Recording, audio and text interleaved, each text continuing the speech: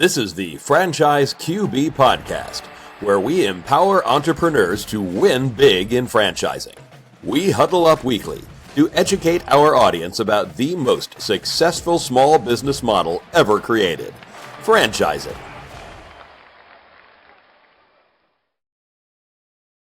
Welcome to the Franchise QB Podcast. I'm your host, Mike Halpern, a 20-year industry veteran and entrepreneur. My mission is for listeners to achieve their American dreams of creating wealth and independence through franchise ownership. Every week, we speak with franchisees, franchisors, or vendors that support the industry. Thank you for joining us, and let's get started. Joining us in the huddle today is Ilona Kirzhner, area representative and franchise owner at Hammer Nails Grooming for Guys. Welcome to the show, Ilona. Thank you. It's a pleasure to be here. So excited you asked me on. It is great to have you. So you have a very impressive educational background that I want to get into real quick before we talk about Hammer and Nails. Electrical engineering degree from Ohio State, a master's of science in engineering from Harvard. I hope that gets the same kind of excitement. And an MBA from William & Mary here in Virginia, which is really impressive credentials.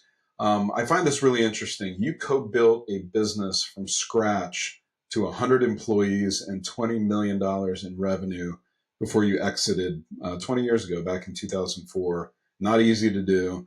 And for the past 20 years, you've been self-employed. So you've had various government contracts, including the U.S. Army, Department of Veterans Affairs, U.S. Air Force, and Department of Defense, to name a few. So tell us a little bit about your journey in business and what eventually led you to the men's grooming business. Yeah, that's an excellent question, and you certainly summarized my background really well. I started as a supplier quality engineer out of college and happened to have caught the front end of what is known as the Lean Six Sigma management consulting space. I became a, black belt and master black belt, not in karate, but in process improvement, and had a very nice runway of a career, flying all over the world, training master black belts and black belts for manufacturing companies, financial services companies, insurance companies, whoever really wanted to really upgrade their level of professionals. After I did that for many, many years, in 2004, my oldest son was born, and just kind of had to slow down a bit. Cut a little bit of that travel out. Yes, exactly. Cut some of the travel out. It was a good time to exit the business that we had built, the management consulting business that we built. And in the Lean Six Sigma mantra, I had 3 kids in 4 years. Very lean in my approach to baby making, I guess. I'm excited to say I've got 2 in college and a junior in high school here. So awesome. I'm ready to get them off the payroll soon, I hope. Long story short, I after COVID hit in the early part of 2020, one of my contracts kind of stalled as well. Mm-hmm. And I just took a 3-month hiatus for the first time in 25 years. And just overdosed on Netflix and, just relaxed a bit for a minute. Took your career sabbatical. Yes, took a little sabbatical. I like the way you said that. And during that interim period, I was recruited from an organization that called themselves Career Coaches. And I was presented 8 concepts, one of which was Hammer Nails, and I took Hammer Nails off the list. I don't know anything about men's grooming. And because of where Hammer Nails was in its life cycle as a company, as a brand, and because of my background, my coach really felt I would be an asset to the business, and he put it back on the list. I did due diligence. I had never, ever considered retail or franchising or grooming, nothing in that space. And he really said some cliche things that kind of, got me to listen. And so, I jumped off a cliff. It's unfortunate or fortunate, depending on which side of the coin you're on. I have a very, very, very high risk tolerance. Okay. And off the charts at times. Yeah. So my risk tolerance was, in full bloom. And I went all in with Hammer Nails in July 17th, 2020, in the middle of the pandemic. Okay. I bought 12 licenses as a franchisee. Did not own a territory at that time, and really had no concept what I was in for. And my first shop opened December 31st, 2020. So less than 6 months after I signed. Yeah. It was a really good time. I want to get into your role, because you have a really interesting role as an area representative with Hammer Nails. But before we do that, for anyone listening that's not familiar, what is Hammer Nails? Yes. So Hammer Nails is really an amazing concept in men's grooming. Maybe a combination of a really high-end spa with a barber shop meets together. We offer haircuts, straight razor shaves, beard grooming, facial waxing for men, little mini facials for guys. And in a really dope man cave environment, we do manicures and pedicures. Yeah. So it's just a really nice one-stop shop, contemporary vibe of a men's grooming establishment. We have adult beverages, so you can kind of come after work, take the edge off, get a little bit more of a community feel going. We have this thing called Hammer Time, where guys can come together to groom. It's just a really nice, way to get the job done. It's also a one-stop shop. Sorry to interrupt you. Yep. So it's also one-stop shop in that you don't have to go one place for your cut and beard, and another place for your manicure, pedicure, and a third place for your facial waxing cleanup. It's just kind of all one shop stop. And you were kind enough to invite me to visit the location in Reston, which is 20 minutes from where I live, and I was really impressed. I mean, you can not only the type of real estate you pick, but the storefront, the attention to detail on co-tenancy, the materials that were used inside, the vibe inside the place, like really high end, which it definitely conveys when you step in there for the first time. So, and before we kind of get into more details on the business, I want to talk a little bit about your role. So you are an area representative. You mentioned before that you have 12 licenses. You're an intermediary between the franchisor, the parent company, and a franchisee that would operate within the territory that you secured, which carries with it additional responsibilities beyond operating your shop. So for someone that's listening that's new to franchising, what do you do as an area rep? Sure. Definitely want to provide some insight there. Let me just, for the viewers, explain. When I bought 12 licenses, I was wearing the hat of a franchisee. And after that, I bought into the brand as an area representative, which was completely separate from my 12 licenses. The area representative's job is to not just represent the brand, but generate leads for individuals to become franchisees.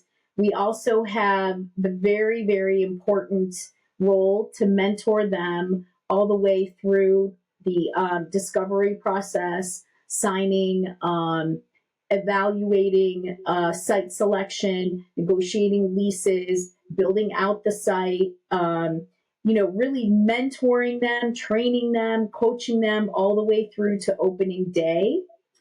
And then once they're open, to really making sure that we are optimizing this incredible asset that they've just invested in and maximizing the return on investment, getting to break even as quickly as we can, making sure that we are deploying the right strategies to maximize profits for that particular business.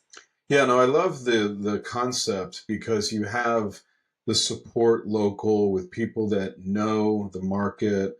Every market's different, and the fact that you live here, you're familiar with the area, you've been here a long time, I think that is really helpful for new owners coming in, trying to figure out a lay of the land with real estate and how to hire the right people, etc. So that's a really neat thing. Thanks for explaining that to us. Yeah. So taking a step back, like how big is the men's grooming industry at large? That's a great question. I haven't checked recently, but I would say within the last 6 to 9 months, last time I checked, we were sporting a nice 30 billion, kind of marketplace. The one thing I really love about this concept is that we are in a growing market. My 18-year-old son bought his best friend a Big Daddy Hammer Nails manicure pedicure combo for his 18th birthday. So younger and younger folks, and Mike, you're the quintessential, 40 plus, I'll say. I appreciate that. Yeah, let's go with that. White guy, you probably have had 1 or 2 pedicures in your life. I'm not afraid to admit it. I love them. Yes, exactly. And most guys have neglected their feet, and so it's just. I'm a tennis player. We have ugly feet notoriously, and this is very helpful for me. Yeah. It's a safe place too. A lot of men have foot ailments, and, we help with that, teamed with, a podiatrist or, some medical attention. We can help those, those very important body parts of ours get back on track. So we like to say we're a safe place for men's grooming. Yeah. And you gave me a great idea because I also have an 18-year-old son, and I think this would be a great place to send him because he is always complaining that there's not a great place to get a good haircut around here. So I think that would be a good entry point into your concept. So, when I walked in there, I mentioned earlier that it was a really impressive, first impression. What are some of the key differentiators in your view for your business, Hammer Nails? Sure. So one you actually kind of hinted at, maybe you didn't know, we are a membership-based model. And that is very, very powerful because it allows men to stay regular and regimented in their men's grooming work. Additionally, our leadership came from Massage Envy.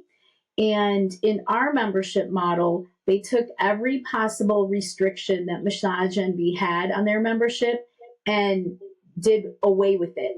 So you can share the membership, like you said, you and your son, you guys can share a membership. My 3 boys, all very different hairstyles, share a membership.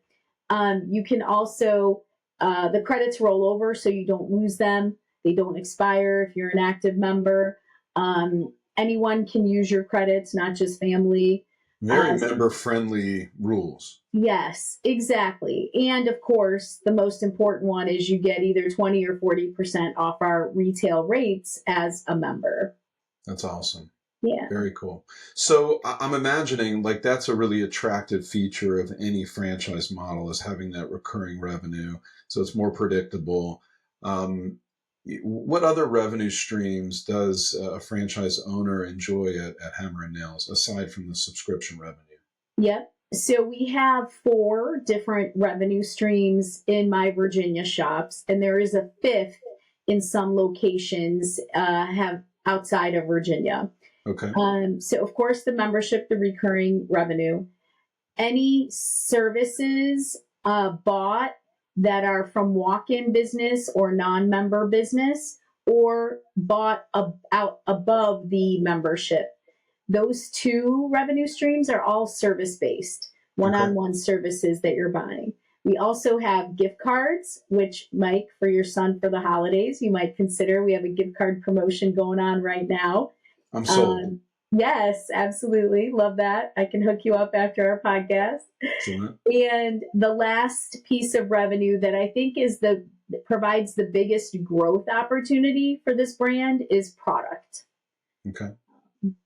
Grooming. So, how many locations do you personally own and operate in the greater DC, Maryland, Virginia area? And how many of those are kind of sub-franchised to other owners that are going to be operating within your territory? Sure. So I own and operate 3 Hammer Nails men's grooming shops. They are in my oldest shop in Leesburg, Virginia, that 4 years old as of this recording. I have a 3-year-old shop. Oh my gosh, tomorrow it will have its 3rd birthday in Gainesville. Happy birthday. Thank you. And Reston is my newest shop, the shop that you visited. It's about just over 2 years old. Although I bought 12 licenses, I feel like I don't want to open any more shops right now. And so I have resold 5 of my 12 licenses to what you term sub-franchisees. We've got 3 different groups with 5 licenses sold to those 3 individuals or couples. Very cool. Yeah. And how does that compare to where Hammer Nails is kind of nationwide, system-wide? How many locations does the company operate overall? Sure. So I think we're either 38 or 39 open right now nationally. The brand started in California, so definitely a lot of locations in California. We've had a private equity company buy out Texas. So they are on target to kind of open 30, 40, 50 shops in Texas. My counterpart in the Northeast has sold 26 licenses with 5 shops open in the Connecticut, New Jersey, New York area. Florida is blowing up with, I think, 5 or 6 shops open. And, Reno, Nevada, and just a kind of a smattering, okay, across the rest of the U.S.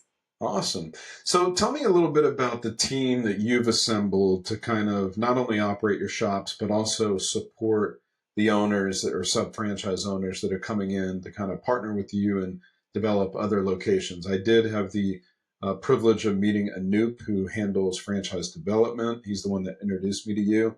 Anyone else on your team that kind of would, help an owner from when they sign on the dotted line until they launch their business and beyond?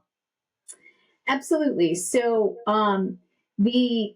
again, positive or negative with running 3 shops is I actually currently have 70 employees across those 3 shops. Okay. They're quite the enterprise. I have a tag on my doors that says small women-owned business, and we're not small anymore, which is kind of exciting when you think about a retail enterprise,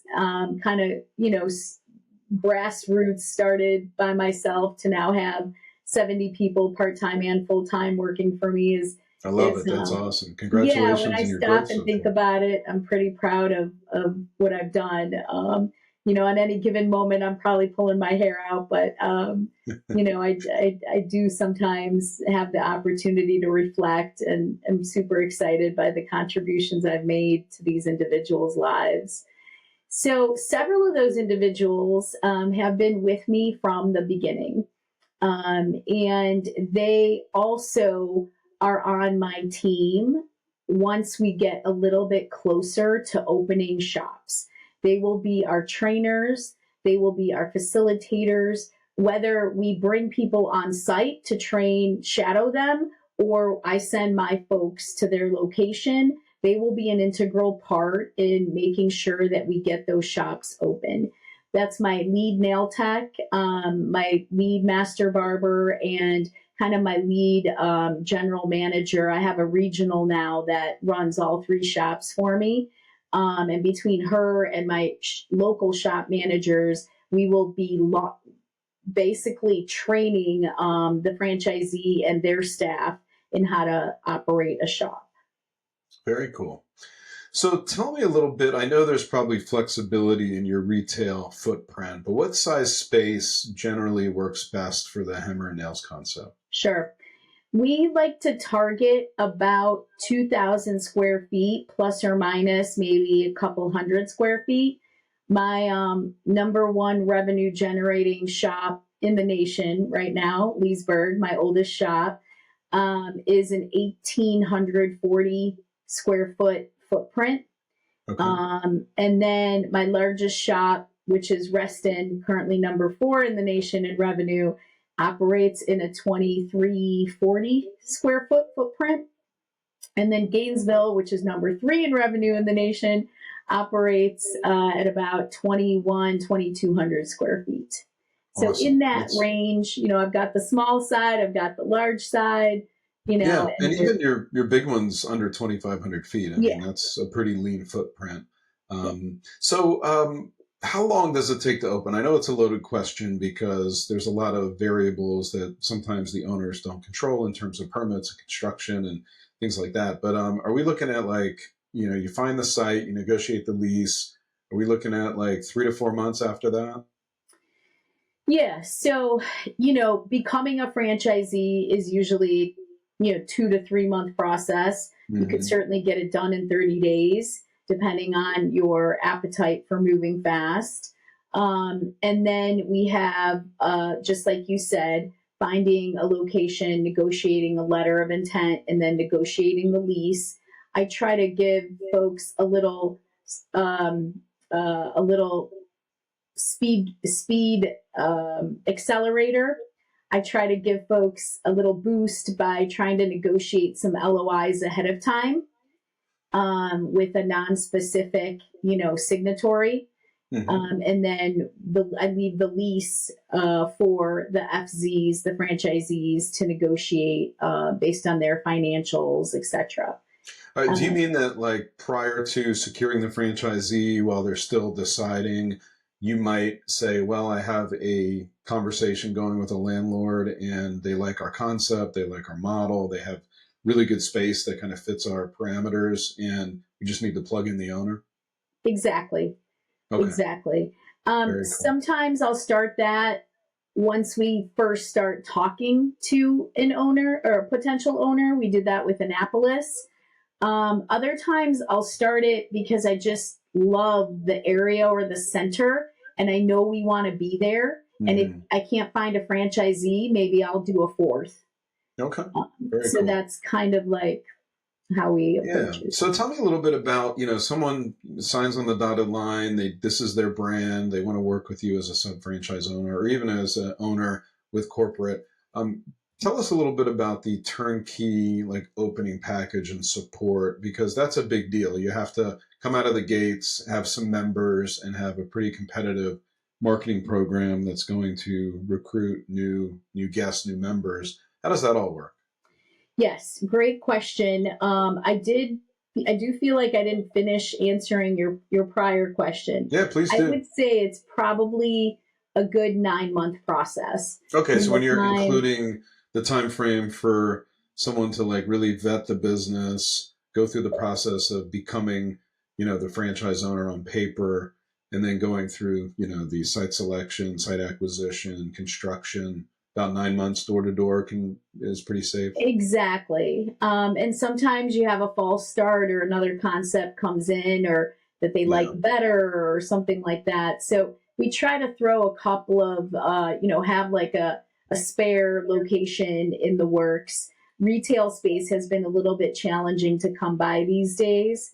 So if we find, the right space in the right center, we try to, hurry that process along in the current time.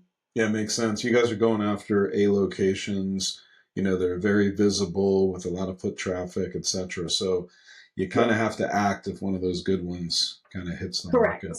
And I like what you said earlier, co-tenancy, the Apple Store, a Wegmans, high-end restaurants, Firebirds, just things that are mainstays, yet, household, like everyday goods kinds of things in upscale retail centers is, I mean, those are your clients, so they're going to be doing those things and notice you and become kind of valued guests at your place. I get that.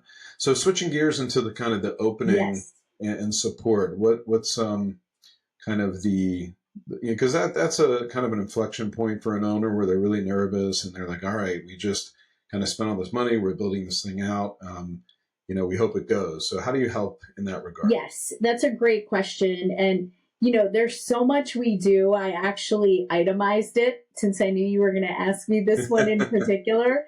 So excellent. I'll just try to kind of review my little bullets here. But I mentioned the pre-negotiated letter of intent for space. Mm-hmm. We also have a designated tenant representative that mentors you through the lease negotiations. And should that particular space fall through, we've got some backup plans that are in his spreadsheet for us. Okay. Also, we, if you don't have one, I have an incredible franchise attorney, and that can help you through not just the franchise agreement, but his partner can help you through the lease negotiations. You definitely want to have some legal representation in those cases. We also have a total package operations team that helps design the space. This is from corporate. Deliver pre-permitting MEPs, mechanical, electrical, and plumbing documents to your architect. We also have some architects that if you don't have one that you like to work with, we've got kind of a list that are very familiar with our brand, GCs that have built out my shops as well. And, you're certainly welcome to find or bring your own if that's to your liking. Really nice piece about the franchise world. I oftentimes am like, do I want to give 8% to corporate? That sounds like a lot, right? You kind of have, some uncomfortableness with that. And let me tell you, there's so much I don't have to figure out. So much. I don't even think twice about that 8%. I love that because a lot of times working with anybody exploring franchising versus an independent business, there's always that hesitation like, well, what's the value proposition? Right. What am I really getting for my investment? And, I tell them, look, if you expect to do $1 million in sales and you're paying 8%, that's $80,000 a year. Are you getting that caliber output from the franchisor? Ask other owners. And if the answer is it's a bargain and a discount, you probably picked a good franchise. If people say, man, I feel like I'm paying way too much, then there's probably not enough service to support. So, you just have to look at it at face value and see if it's worth the investment. Absolutely. So when you asked me about the turnkey, our turnkey model, a lot of the stuff comes from corporate. Standardized furniture, fixtures, and equipment package with a vendor that is, dedicated to our brand. We have a standardized chart of accounts with certified accountants that you can use. You can certainly use your own, but these guys understand how our books should look like, can help you, design that in from the get-go. We have pre-negotiated rates with payroll vendors, HR vendors, that sort of thing. We have full recruitment support, job descriptions, ready-made Instagram ads for all of that. Really easy to kind of pick that up and put it into good use. The thing that I love the most, I don't have to mess with the point of sale system. I don't have to mess with the website. I don't have to mess with booking apps. I don't have to do any of that. Yeah. Granted, there's a technology fee associated on a monthly basis, but I don't have to design any of it. I don't have to talk to any of the developers. And my clients love our booking app, so it's just all this stuff that is really taken care of. And the one thing I have to mention, because it's the most important piece of this turnkey solution, 100% complete package relative to the services we offer, the service menu, the descriptions of our services, the grooming packages, the standard operating procedures, the training portal, the training playbooks, the products we use, 100% designed for me, changed for me, updated for me, added for me. I don't have to mess with any of that. I love it. Yes.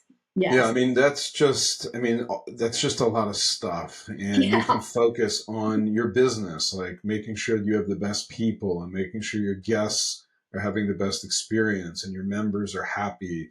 And that's the beauty of a great franchise, is that they take all that other stuff that's a distraction off of your plate and let you build your business. 100%.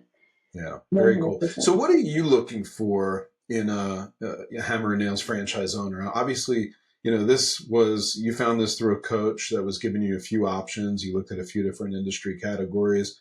I know there's not one specific avatar that's going to always win in this business, but who do you think makes a good Hammer Nails franchise owner? Yeah, that's a great question. And I've got quite the mix in the three franchisees that I have underneath me right now. Okay. I really like folks that have owned other franchises.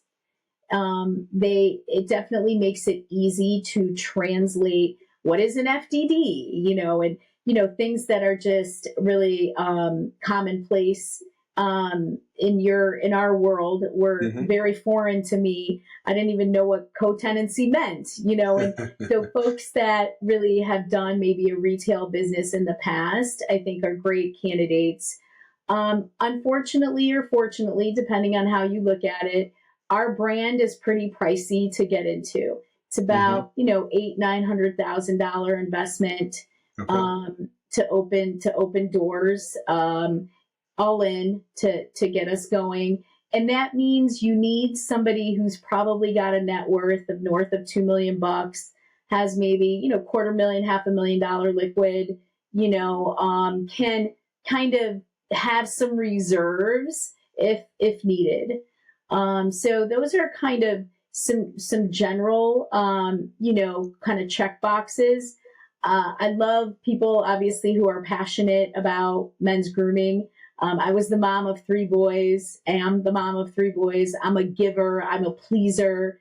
I really can resonate with, men in their mid, 40s, 50s.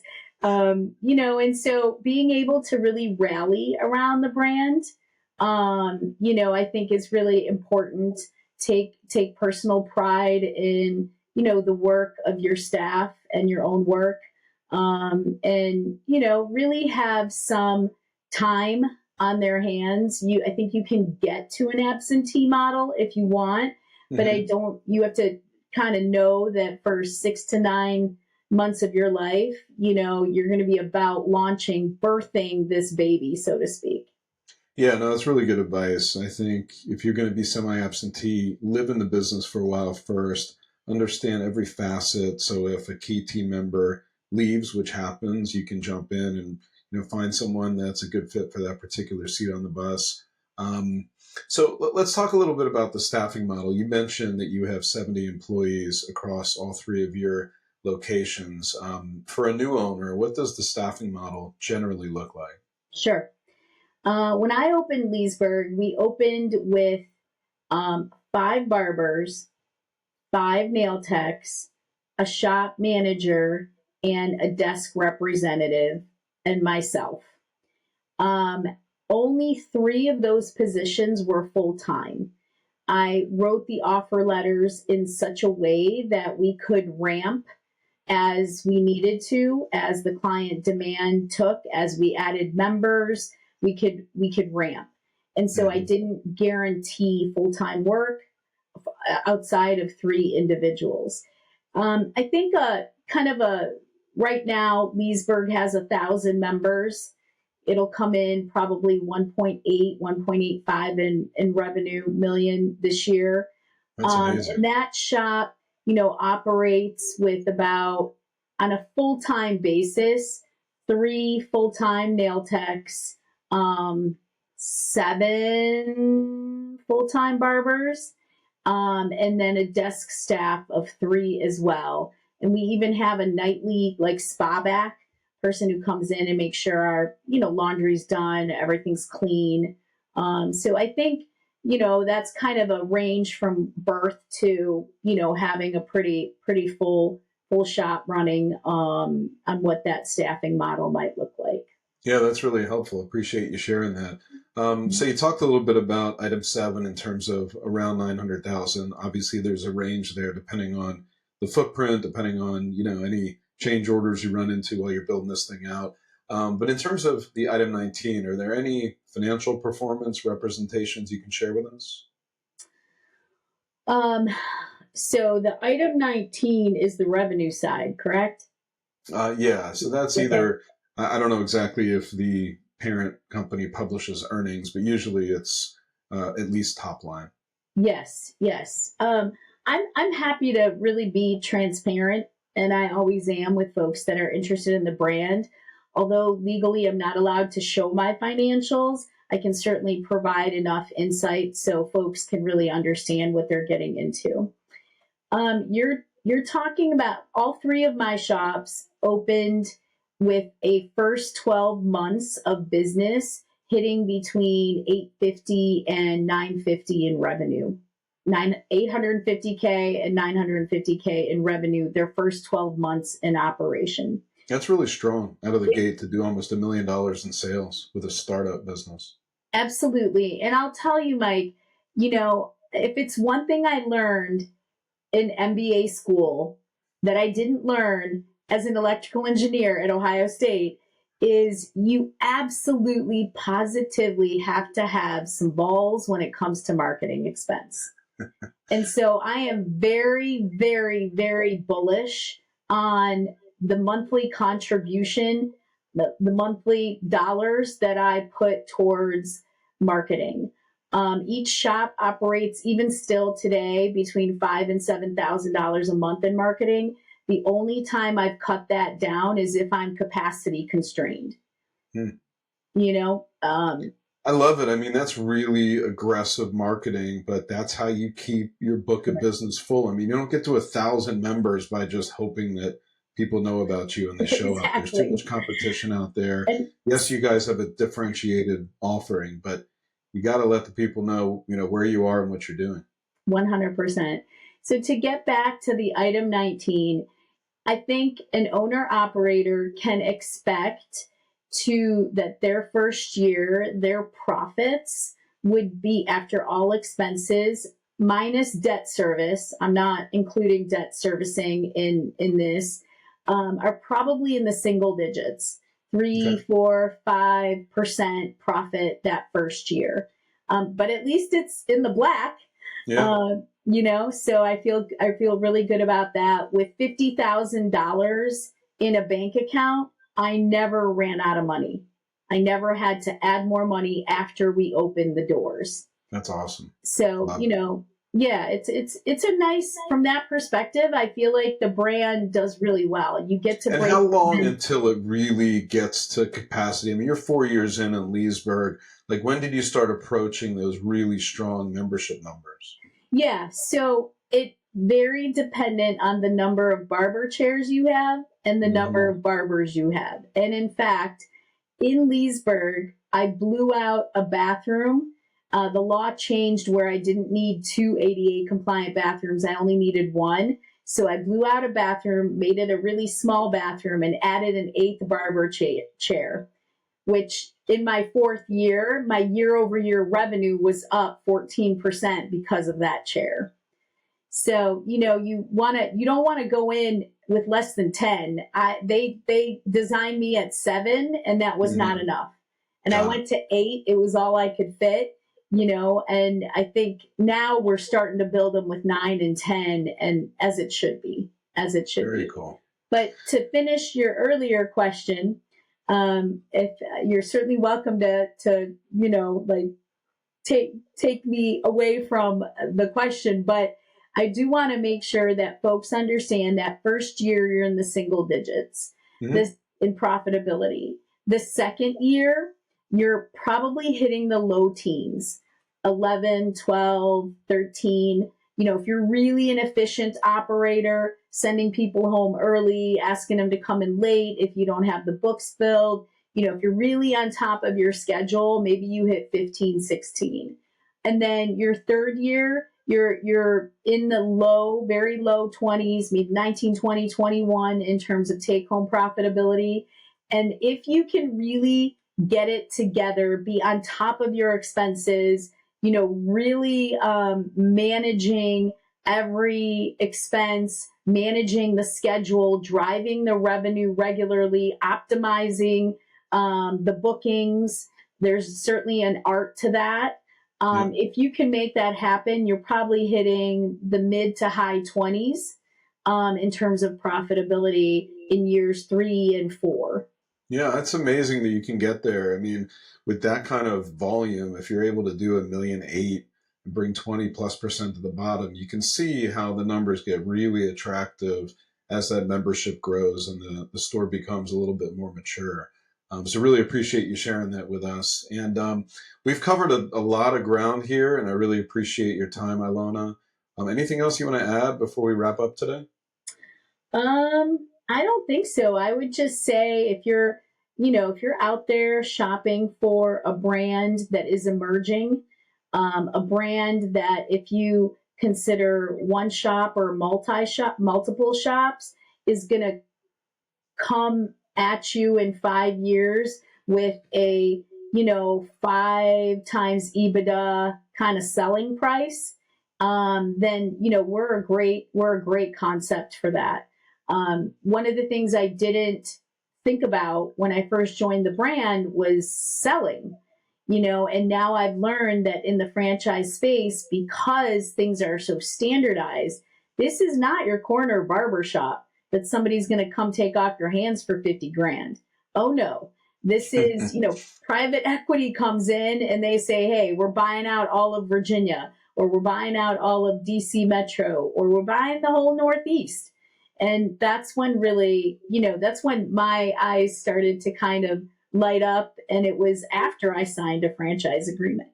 Cool. I think it's kind of nice to know that there's a nice little pot at the end of the rainbow that wouldn't exist if you weren't part of a brand. Yeah, no, it's a really good point you bring up. A lot of owners don't necessarily think about the exit when they're contemplating which business to enter, but it's a really important piece. I'm pretty active in the resale community, so I deal with a lot of owners that are retiring or for whatever reason they're exiting, and being part of a great brand that's got a lot of momentum, you can trade at a high multiple, which is a nice, it's just a nice benefit to have when you're kind of putting all this hard work to build up your business. So if anyone listening would like to connect with Ilona to learn more about becoming a Hammer Nails franchise owner, contact me at franchiseqb.com or on X at QBFranchiseQB. I'll get you guys connected. Thank you, Ilona, so much for taking the time to get in the huddle with us today and discuss Hammer Nails. My pleasure. Thanks for having me. All right. Thank you for listening to the Franchise QB podcast, where you're at the helm of your future as a franchise owner. If you enjoyed the content, please rate the show and recommend it to anyone that might be interested in franchising. Make sure to visit franchiseqb.com to subscribe to my newsletter and for an actionable playbook to go from walk-on to legend in your new business. Follow us on Twitter at QBFranchiseQB and join us every week for a new episode. See you next time. Visit franchiseqb.com to take the next step of your journey towards wealth, independence, and franchise ownership. And remember, when working for the man gets old, you must do something bold. Thank you for listening.